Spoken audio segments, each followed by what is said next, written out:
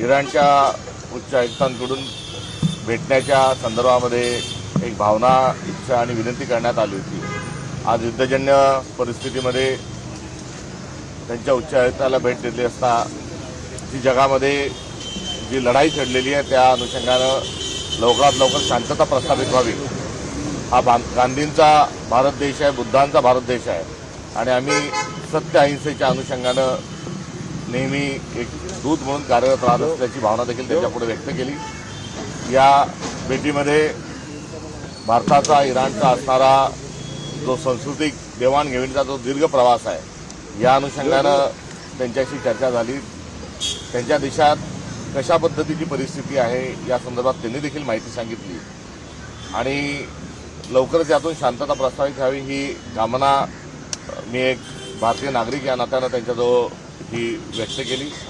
कुठल्याही प्रकारची तपासणी किंवा न करता थेट स्वरूपामध्ये त्यांनी या बैठकीच्या अनुषंगानं जी सौहार्दतापूर्ण वातावरणात जी चर्चा झाली त्यातून आशा लवकरच शांतता प्रस्थापित होईल।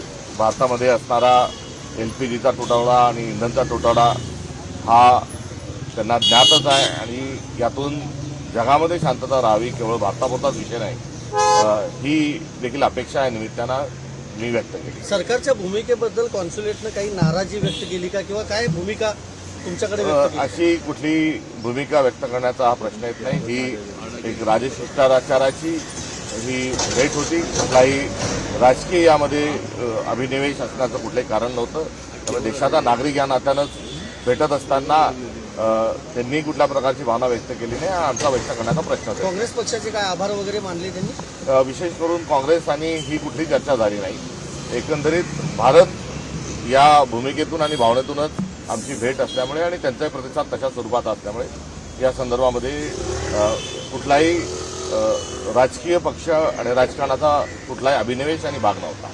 दुसरीकडे राजकीय झालं तर आपण पाहतोय की 29 तारखेला महाविकास आघाडीचे सर्वच नेते भेटणार असल्याचं कळत आहे। सर्वच खासदारांना निमंत्रण देण्यात आलेलं आहे। काय नेमकं यामागची पार्श्वभूमी आहे? महाविकास आघाडी म्हणूनच सर्व खासदार जे आहेत हे निवडणुकीला सामोरे गेले होते आणि संसदेमध्ये इंडिया अलायन्स म्हणूनच सर्वांचा त्या ठिकाणी भूमिका असते आणि त्या अनुषंगाने ही भेट असावी। 2 पोटनिवडणुका महाराष्ट्रातल्या जाहीर झालेल्या आहेत। मुख्यमंत्री म्हणतायत दोन्ही बिनविरोध करायचा आमचा प्रयत्न आहे। काँग्रेस पक्षाची नेमकी भूमिका काय असणार आहे? या दोन्ही ठिकाणी आमचे मित्रपक्ष गत निवडणुकीमध्ये निवडणूक लढले होते।